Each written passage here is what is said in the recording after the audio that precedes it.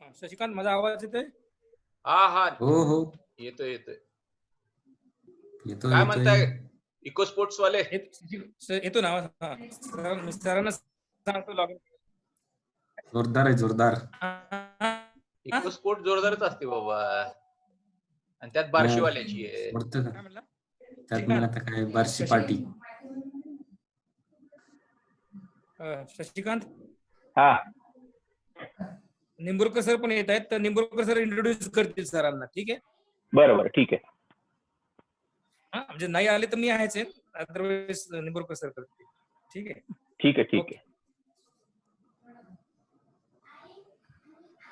मंदार, बोल ना. अरे तू म्हणजे थोडस आजकाल यंग वाटत चाललंय असं. वाटत चाललंय म्हणजे काय, मी हायच यंग तर असं काय म्हणतो? अरे हा, ते बार्शीवाले असतातच रे यंग, पण ते म्हणजे तरी वाटत चाललं दिसतोय. आता ते कटिंग केल्यामुळे असेल कदाचित.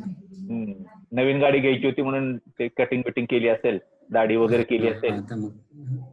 आता फोटो मध्ये तरी यंग दिसलं पाहिजे ना. काय म्हणते परफॉर्मन्स? चांगलं आहे. काय पर्वत आणली आता, ठेवली. बघू आता उद्या जर चक्कर वगैरे.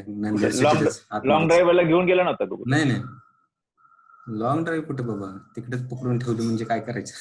7 ते 7 रे. 7 ते 7 कसं आहे की पुणे ते तळेगाव ते चाकण ते हडपसर. नाही, एवढं लगेच त्रास नाही द्यायचा.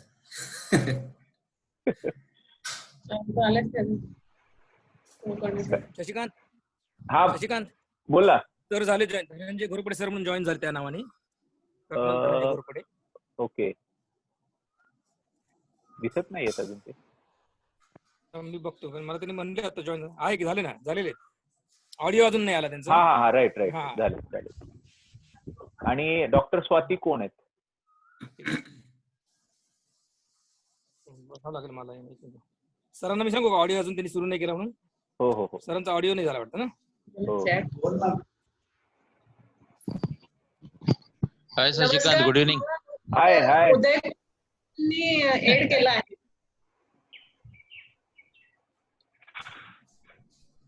Hello, Yogesh Deshpande sir, good evening. Yogesh कुठेतरी बिझी असेल. आता दिसले ती. तो म्हणजे कोऑर्डिनेशन मध्ये बिझी असतो. स्पीकर्सला.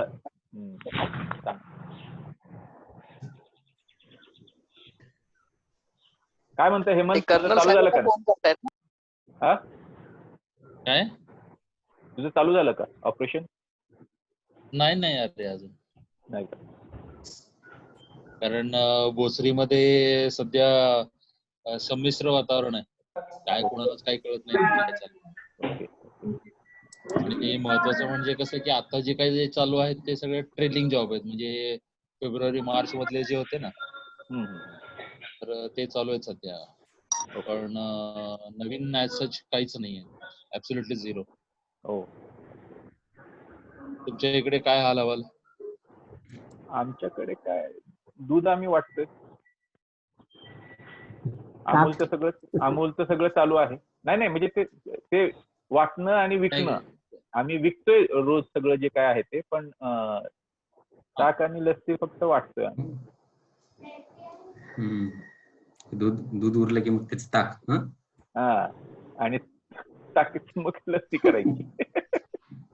किंवा लस्सी दह्याची लस्सी करायची, असं काहीतरी चालतं. चांगलंय. Hello, good. बोला सर. अरे लॉंग राईड कधी आहे? लॉंग ड्राईव्ह सध्या आता शॉर्ट पासूनच चालू करायचं. छान. Yes sir. हॅलो. या. सर आलेत ना? हो.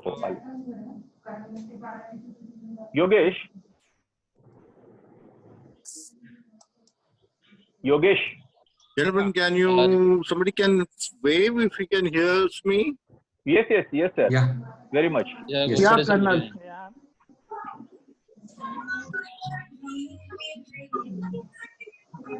You are audible, sir.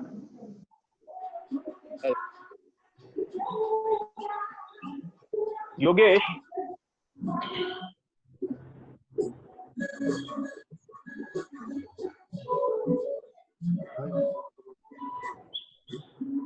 Yogesh. 93254554. Yogesh, can you hear me, Yogesh? Yes, yes. Yes, I am able to hear. Yeah, you can just inform all participants and introduce sir, and accordingly then we can start, because it's already 5:32.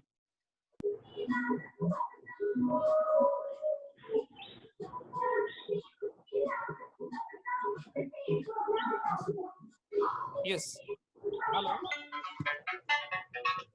Hello. Yes. Hello. Others, please mute. Hello. ठीक आहे, बसलोय. Hello. Hello. मी बसलो बसलोय. Shikant, बाकीच्यांना mute One करा minute, please. 1 minute. I'll mute all. Okay. Can you hear me? Yes. Just a minute, sir. Just a minute. I'm going to unmute you.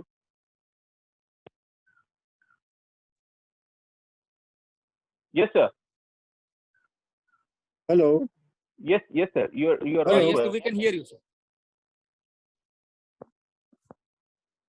Yes, sir. तुम्ही audible आहात. येतोय ऐकू आम्हाला. I can't hear you.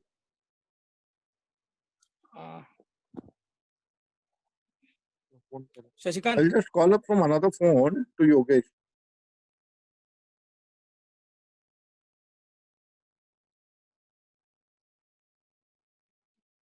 Hello. Hello, sir. We can hear you.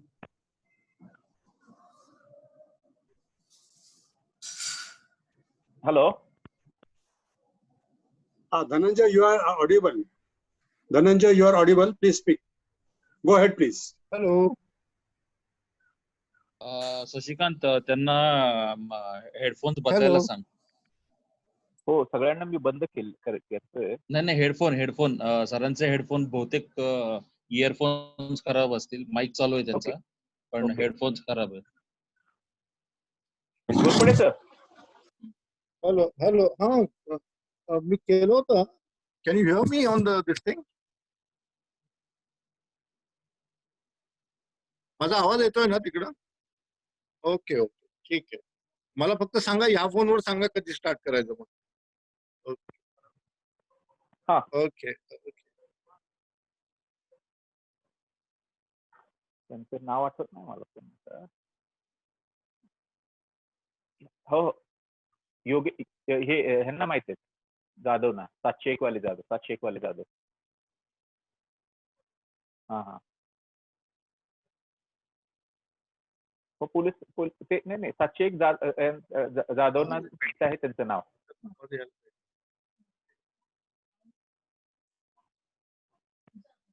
हा.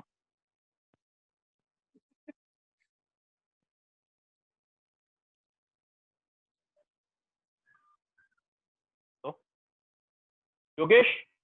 Hello. हा. अरे introduce करून दे, सरांना इंट्रोड्यूस करून दे ना. हो, तेच नाही सर, परत कनेक्ट करत होते, त्यांना काही प्रॉब्लेम झाला होता, त्यांचा माझा फोन होता. एनिवे, घोरपडे सर, तुम्हाला आवाज येतोय माझा sir? Ghorpade sir. Hello. Hello.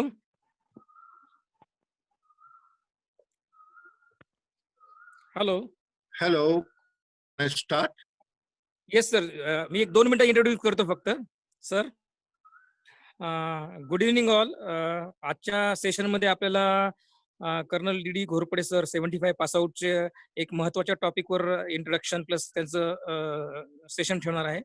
आपल्याला जसं निंबोरकर सरांनी जम्मू काश्मीर बद्दल बरंच काही सगळी माहिती सांगितली, तशी सियाचिन ग्लेशियर जे हायेस्ट बॅटलफील्ड आहे जगामधलं, सरांनी ते स्वतः वैयक्तिक काम बरेच वर्ष तिथे स्वतः जातीने होते, काम करत होते त्या एरियामध्ये, त्यांचं पूर्ण ज्ञान, तुम्ही कसे तिथे ते सांगतील आज. 1975 is continue sir. Okay.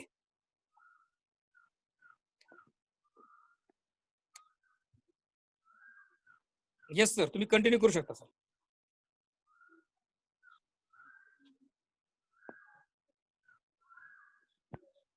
Yogesh sir, हं. त्यांना एक फोन करून सांगा फक्त की त्यांचं बहुतेक इयरफोन्स व्हिडिओ बंद खराब करा. झालेत. हा, मी व्हिडिओ बंद करायला सांगा सांगतो. बरं बरं, ठीक आहे, सांगतो मी.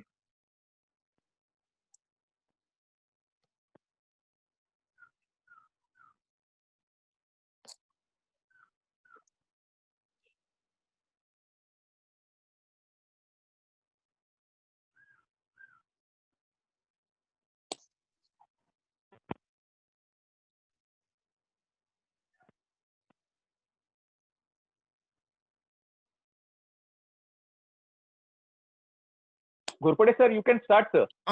Can I start now? Yeah, yes. You have been introduced, sir.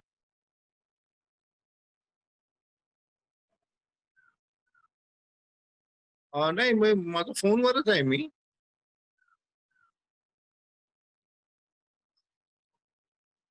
माझा आवाज येतोय तिथं का? तुमचा आवाज येत नाही फक्त.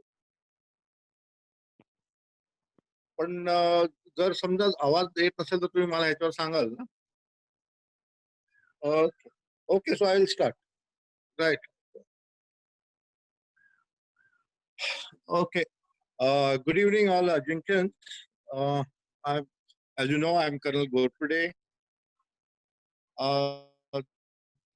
Today we talk about Siachen Glacier. Now, firstly, the way I'm going to tell you about this Siachen is about in a couple of parts. Firstly, what is Siachen Glacier by itself? Where is it? What is the importance of this particular feature, and what are the general operations which have been carried out, circumstances of major operations only. Some of the things which I may tell you may not find in the books because I was part of some of the events, though 30 years back. And then I will tell the basic problem of what a frontline soldier, faces in these locations, especially glacier. And towards the end, I will also talk about 3-4 minutes about one a classmate of mine, Gopal Krishna Dhani, who, to the best of my knowledge, is the only war casualty of ours in the glacier. There may be later on somebody, but I know only about him, how it happened and why and all those things. Just a bit as a homage to him also. Okay, so now the Siachen Glacier lies in Ladakh, like all of you know. It's on the in the Karakoram mountain systems, and it's on Saltoro Ridge. Now, just imagine a triangle. We'll come to that about later. A triangle where you have Indira Call, then the Karakoram Pass, and point NJ9842. Now, just imagine it's some kind of a triangle. Now, you see, I'll just give a brief background. After 1948 Karachi Agreement, the Indo-Pakistan border, after they had come in and when the line of control and all those things settled, the line which went through Gujarat, Rajasthan, Punjab, and right in Jammu and Kashmir, it went and stopped at a point known as NJ9842.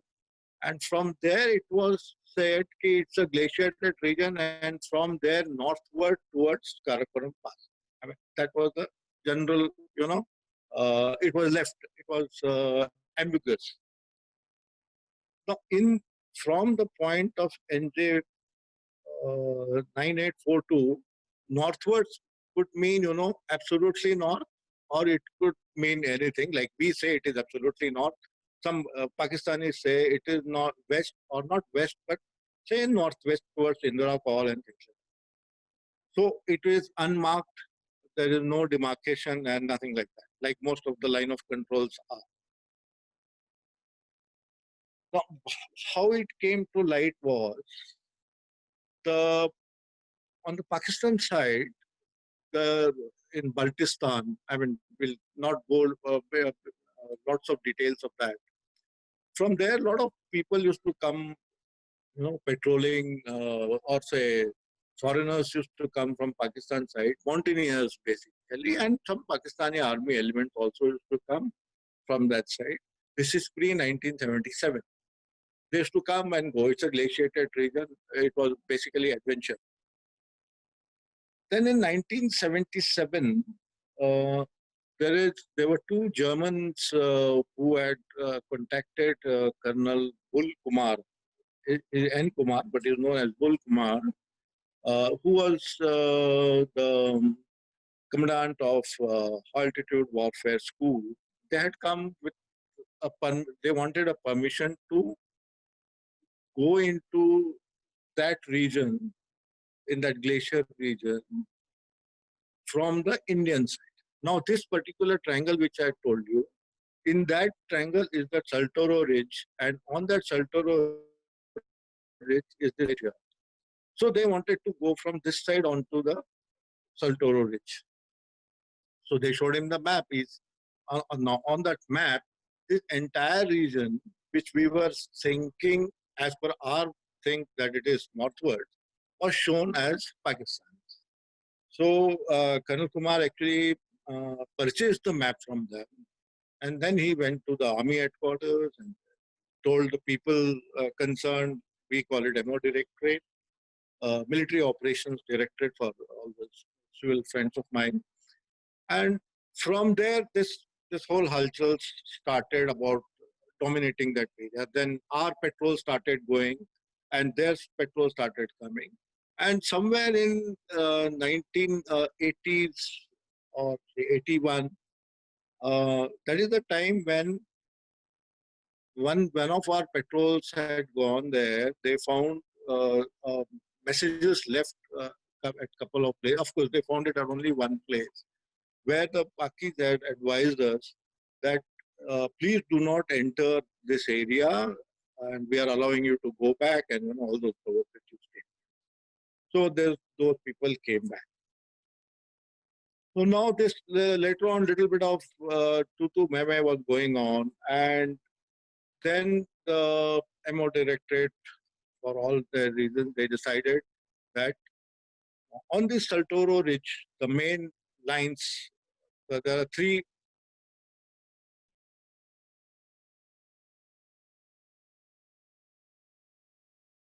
now there is one Siala, there is the another pass is Villa Fondla, and other is Gom. Now these three passes, Indian Army decided to occupy. So they, for that occupying, you require a lot of equipment, things like that. And so that this equipment was being purchased through a firm in London. Now those people, they alerted Indians that even the Pakistanis bought same amount of equipment. They were also procuring. Now it was being bought off the shelf. So that alerted Indians, and so the intelligence network started working and things like that. And there was a big hurry as to who goes first there, though not clearly told. And Indians wanted to do it on 14th of April. Why 14th of April 1984? Was because 14th of April was Baisakhi Day. We all, religious, whatever reasons are there behind that. Changla Muhurta Manta Jala. And the equipment, all these troops were being trained at the present day base camp. And the equipment actually, in fact, reached only on 13th. It was not 14th, 13th of April, and the equipment reached on 12th. So on 13th, Baisakhi Day, helicopters took off, and the first lot under Maharashtrian Captain Kulkarni, I'm just saying Maharashtra, not for anything, else, just because we are all Tanks, that's why I'm saying. There's nothing much more than that. So Captain Kulkarni was the first person to go and land there. Not land actually, from the helicopter they were dropped. Initially they had just thrown some sand-filled sacks to see whether it is a soft snow or it can withstand the weight of a human being. And so the first lot landed up on 13th in Villafondla. Later on that is on 13th. And they slowly occupied that place. That first very day had casualties, so I will not go much into that. And by 17th, we had even gone to Sierra. Next 2 days, the weather was packed. I will talk about the weather, etc. later on. And by 17th of March, Siala was also occupied. Komla was, of course, occupied slightly later. That is known as site glacier. Anyway, so now but the Pakistanis had also planned, so they came to know all this thing has happened. So they attacked at Bilafondla on 24th and 25th of April same year, and there were just about 26, I think, 27 boys of the Kumaon regiment who were there on that Bilafondla at that time, and that is the first chap who was hit. Was the sound and all those things which came was, later on it turned out to be an HMG which had fired at him, and they had shot that sentry, and then the Indians fired back and the attack was in short beaten back. And later on that ridge from where the fire had come was known as HMG Ridge, and when I had gone there in 87 it was still known as HMG. Okay, so that I'll come to that slightly later. So now slowly the troops built up and the thing got occupied. General Musharraf in his book, In the Line of Fire, he also said that Indians preempted us, and that we have taken about 10,000 square kilometers of that area and all. He is there in his book if anyone is more interested to read that. So now the glacier part. So this is what has happened till 84. I'm just telling you. Now from 84 to 87, there were skirmishes going on. They used to fire. Slowly the artillery came up. Our air defense systems also went to avoid any air attacks. So that is how the troop built up slowly started. Now the question comes, so what's the big importance of this place? Now, if you see the Americans or the Russians or the Western people, if you read their books on that, they say it is like two bald men fighting for a comb. That's what they are saying. The Americans as well as the Pakistanis, but nothing close. There is nothing really important about it other than what Indians say now, or say as the perceptions have come up. So that's at a very strategic level. But what they say, it's a natural, a watch post for us at a height. Secondly, it threatens, the Nubra Valley and then into the Ladakh also. And the third, which is there, that the Pakistanis are inept at sending in infiltrators from everywhere. This is an open area, and they may, just plan to send their infiltrators from this side and get into Leh, Ladakh, and then to Kashmir Valley. And that is the perception. And some people say, we can also demilitarize that. And some people, like Indians, also say that, okay, let's just keep it at status quo because India can afford. It's very expensive. Per day, maintaining the troops there cost in millions of dollars. I think if General Nambokar is there, he will be able to put the exact amount because He was in that department at a very high level. But so it's a very expensive operations. All this. So for that reason, we started occupying. Now I come to the place where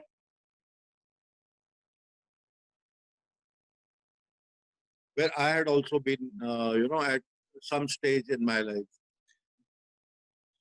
So now 84 to 87, all these things continued.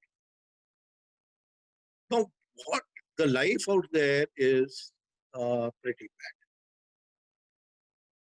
It's like unlike known to any fighting armies in the world. It is even called as the third pole, and because it is the most glaciated area outside the polar regions.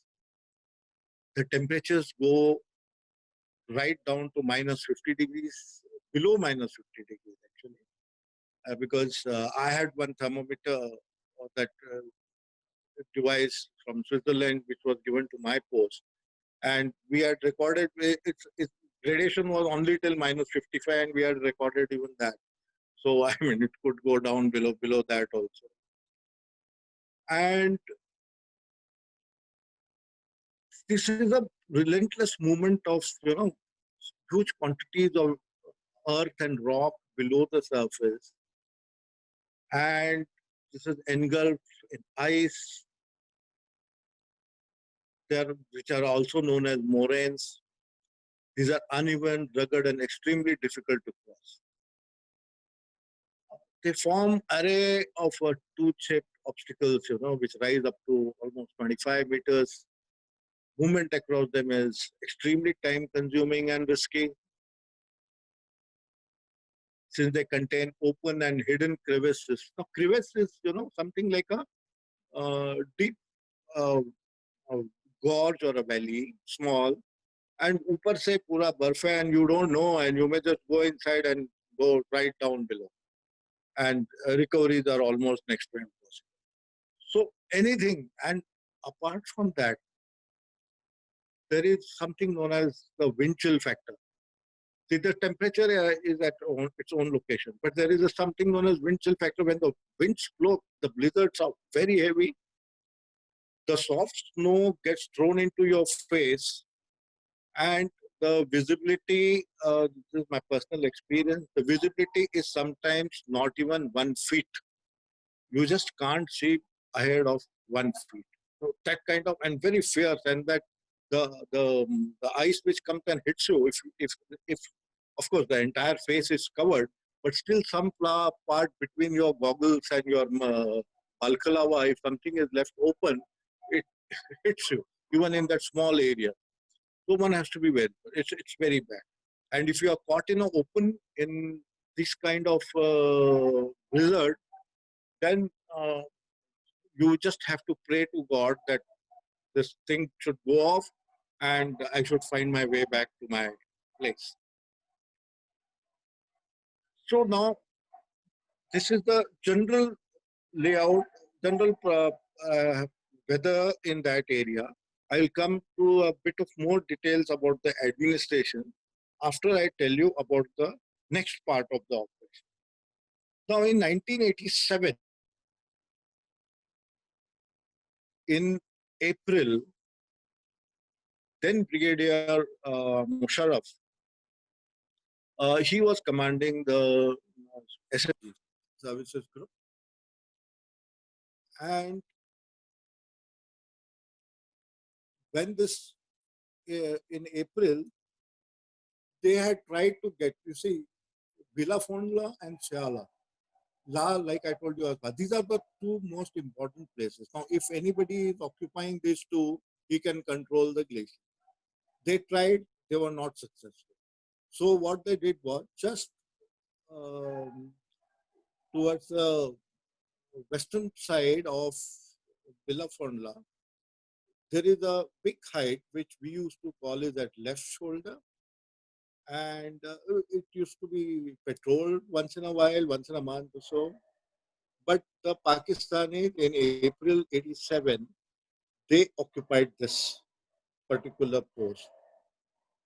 which they, after their Qaid-e-Azam, it was named as Qaid Post.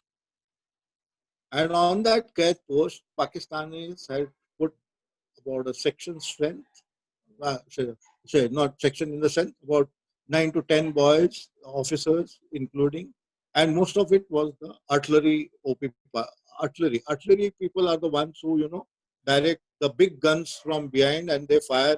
They are observing the targets in front and they are directing the fire on that. Like what, something like Bofor guns firing from way behind onto the enemy. So these are the people, somebody has to guide them, to fire onto that.